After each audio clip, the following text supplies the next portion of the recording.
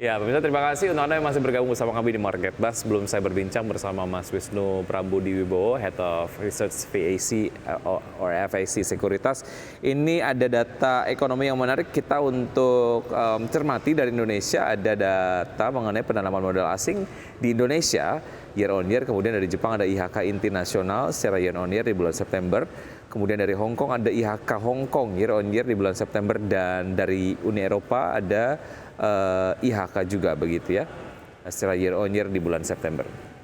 Kemudian dari emiten pemirsa ada OASA yang akan RUPS, kemudian PTIS juga berencana untuk RUPS hari ini, EAST Kum dividen tunai interim, dan Hexa pembayaran dividen tunai.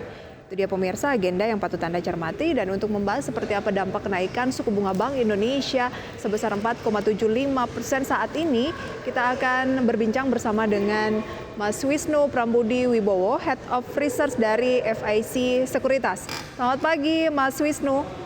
Halo, pagi Mbak Prisa. Ya, apa kabar Mas Wisnu? Ya, sehat Mas Buki. Ya, terima kasih sudah bergabung bersama kami di Market Buzz. Kalau kita bicara mengenai keputusan dari Bank Indonesia untuk menaikkan suku bunga acuan 50 basis point menjadi 4,75%. Sejauh mana ini menjadi sebuah keputusan yang diprediksi secara konsensus, Mas Wisnu? Ya, kami sebenarnya melihat bahwa langkah Bank Indonesia untuk menaikkan BI 7-day repo rate di 50 basis point ini merupakan langkah yang kita bisa bilang cukup tepat gitu ya. Kalau kita cermatin sepanjang pekan terakhir gitu ya, satu pekan terakhir itu rupiah sudah melemah 1,37% gitu ya. Kalau kita lihat secara year on year itu rupiah melemah 10,27%. Artinya memang pelemahan rupiah ini bisa dibilang cukup dalam gitu ya sepanjang terutama sepekan terakhir, sehingga langkah preventif supaya rupiah tidak terlalu mengalami depresiasi terlalu dalam, kami rasa dinaikkan suku bunga menjadi 4,75 basis point bisa menjadi peredam gitu ya rupiah supaya tidak terlalu ikut terdepresiasi terlalu dalam. Oke, berarti ada peluang rupiah harusnya mengalami penguatan setelah tembus 15.500 ya? Short term kami rasa harusnya ada technical rebound gitu ya untuk rupiah gitu ya. Oke, apa yang harus diantisipasi dengan kenaikan suku bunga Bank Indonesia menjadi naik 50 basis point menjadi 4,75?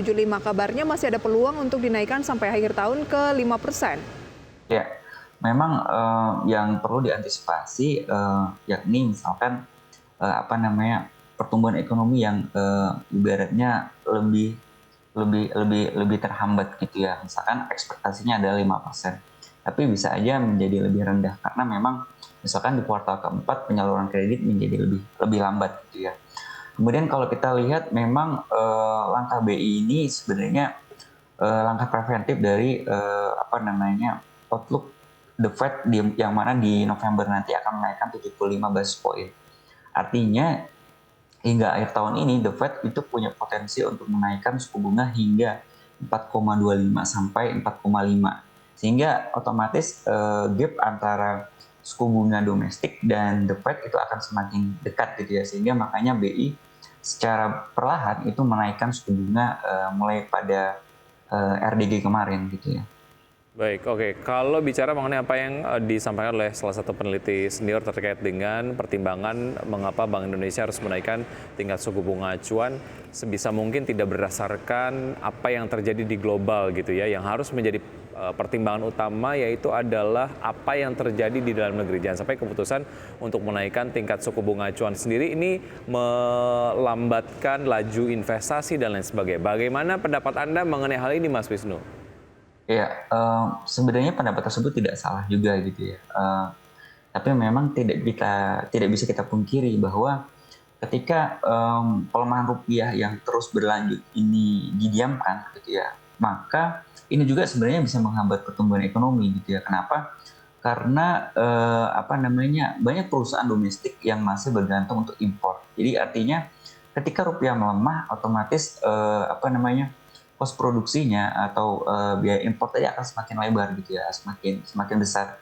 Sehingga itu juga perlu diantisipasi. Nanti khawatirnya adalah ketika beban untuk impor itu naik, nanti harga barang juga ikut naik, maka inflasi akan terlalu tinggi gitu ya untuk dikendalikan dan semakin sulit gitu ya. target BI di 3% lebih dan kurangnya nanti akan sulit untuk tahun ini pastinya. Oke, berarti langkah yang ditempuh oleh Bank Indonesia saat ini dinilai udah langkah yang paling urgent untuk diambil, apalagi sesuai dengan proyeksi dari konsensus market. Dan IHSG memang sudah mulai menghijau sebelum pengumuman dari Bank Indonesia, tapi ditutupnya juga lumayan signifikan, 1,7%-an gitu ya. Apakah artinya memang market merespon positif langkah Bank Indonesia ini sendiri yang ditandai dengan pemodal asing yang kembali melakukan net buy perdagangan kemarin? Ya, kami melihat sebenarnya pekan ini merupakan secara teknikal itu untuk IHSG itu peluang teknikal rebound itu sangat terbuka lebar gitu ya. Terutama kemarin sudah sempat sentuh level 6.800-an gitu ya. Nah, di saat yang sama memang rupiah kita sudah melemah cukup dalam gitu sepanjang sepekan ini, sehingga dibutuhkan ibaratnya stimulus tambahan untuk memperkuat rupiah, sehingga ekspektasinya adalah BI menaikkan suku bunga, sehingga kemarin ketika BI dinaikkan suku bunga maka pelaku pasar sebenarnya sangat optimis, harapannya adalah rupiah menjadi lebih stabil lagi gitu ya, tidak terlalu sangat volatile.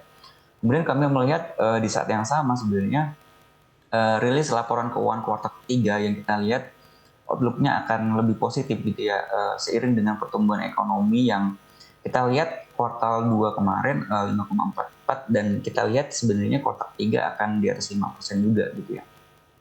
Oke, kemarin ya sudah rilis laporan keuangan dari, biasanya memang didahului oleh perbankan. Ya. BCA sudah rilis dan BCA menjadi saham di tengah kenaikan IHSG 1,7%. Net foreign buy teratas itu adalah saham BCA gitu, dengan kinerja yang juga apik dengan laba bersih naik 24,8% menjadi 29 triliun rupiah kuartal ketiga. Anda merekomendasikan untuk ikutan buy BCA? Ya, sebenarnya kalau kita mau long term, kami rasa BCA merupakan saham yang menarik untuk dilakukan pembelian ya. Seiring kita lihat historikalnya BCA ini rutin membagikan dividen. Untuk trading juga sebenarnya menarik. Kita lihat MACD-nya sudah mau golden cross gitu ya di level 8.500 dengan target price dengan terdekat itu sebenarnya di level 9.000-an untuk BCA. Oke, artinya secara fundamental dan juga secara teknikal bisa dimanfaatkan begitu, dua-duanya menarik dari indikator-indikatornya ya, Mas Wisnu ya? Ya.